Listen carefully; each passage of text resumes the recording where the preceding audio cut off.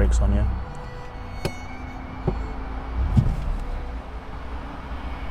So he left the handbrake on there. Car was struggling a bit as well.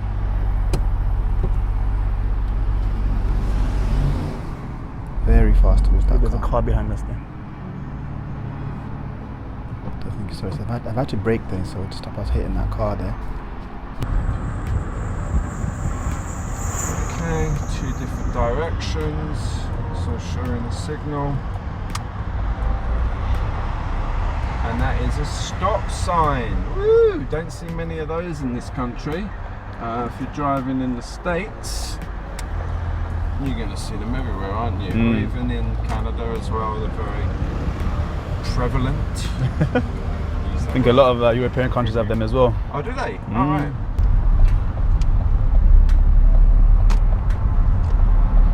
Here you want to be checking your mirrors left and right as you go forward. And ideally you want to aim for the left lane, which is done really well there.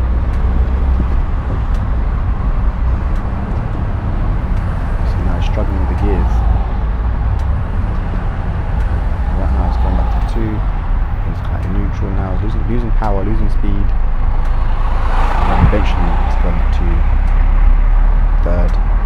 At the next traffic lights, let's turn right, please.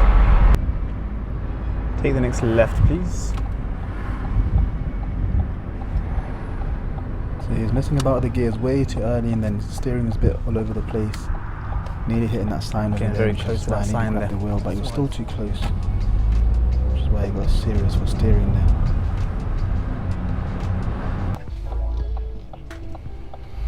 So just doing a parallel park here. You want to start off nice and slowly, pull up beside the car, which is what Theo has done.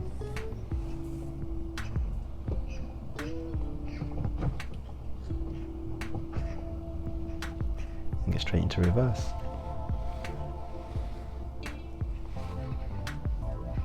Nice observations so far, but keep watching and you see the mistake that he makes here. So far so good, the way he's looking around perfect. Looking everywhere.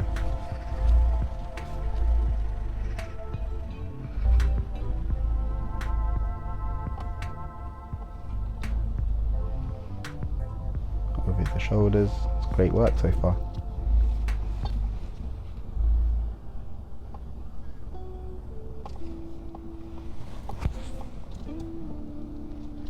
But you notice now he's looking just at the left mirror. Well, look how long he looks there for. He's forgotten about the right side. So he right now is actually parked. He could have finished it here, but he decided to reverse back more without checking over the right. And I've spotted a car coming round the car. I just had to brake there because he's carried on reversing as the car squeezing past us. Let's drive on, please, when you're ready.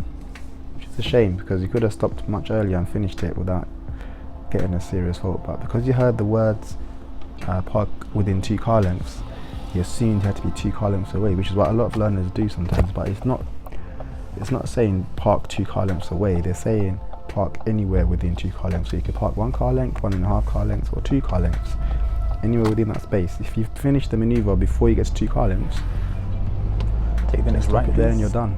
Less likely to make more mistakes. Wow, Mark, thank you so much. Like, seriously, like, this is really helpful for me. Okay. Oh, I'm doing all round observations. Anyway, it's coming to this guy. Obviously, don't get too close. Go! God damn it! Go! Is there a gap there though? Because that keep clear zone is quite confusing. So there's definitely one there, definitely one in front of him, but then there's that space where the van stops now.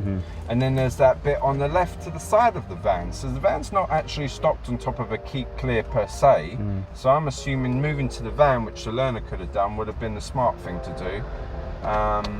But then I'm not from this area, but from my knowledge, the keep clear zone's marked out, the solid line there, solid line at the bottom, and if you stop on top of the right and in between the solid lines, you're in a keep clear zone. So where the van stopped, it didn't look like he was in a keep clear zone for me. Oh, there's one at Greenford. I'll get you there, Mark. Can't wait. That's right next to the test centre as well. Okay, so we're going to move forwards. So we're going to watch this guy here. And I'm going here. I could go there. Am I in a keep clear zone? Tune in to the end for the debrief where Mark will confirm whether I stopped in a keep clear zone or not.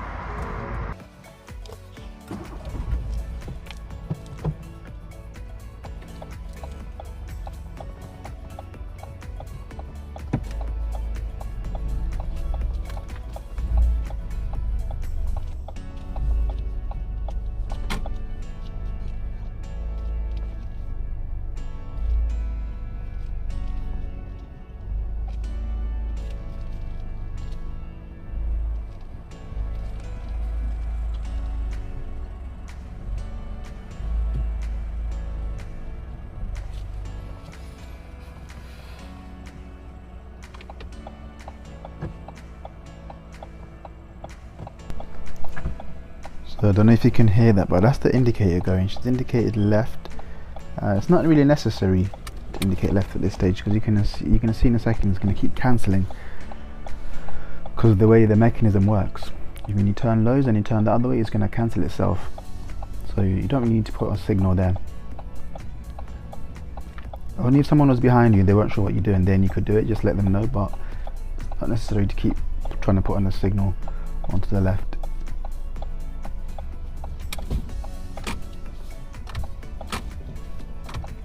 See, it cancels itself because you're turning right.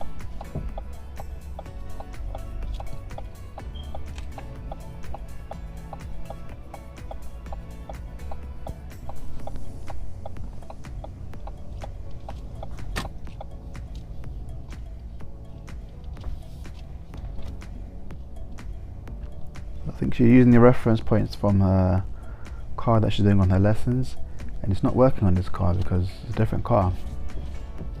Ended up pretty much on the curb, so there's a drop curb just on the left of us and the back wheel's actually on it right now. She's turning more onto it as well, and then she can feel there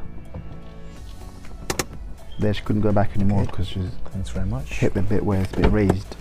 Just open the door to check and drive on to confirm.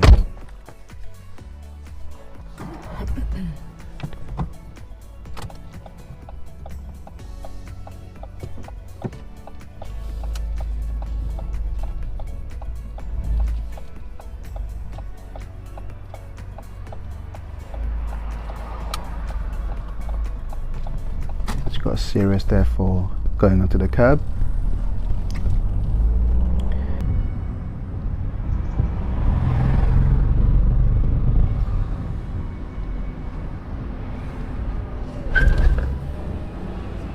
Came off the clutch way too quickly. It was going in gear 1 and it was going way too fast for that gear as well, which is why it did what it did there.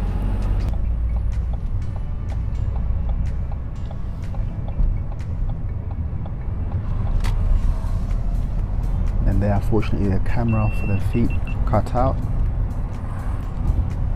So I'm just checking there, but it's gone off.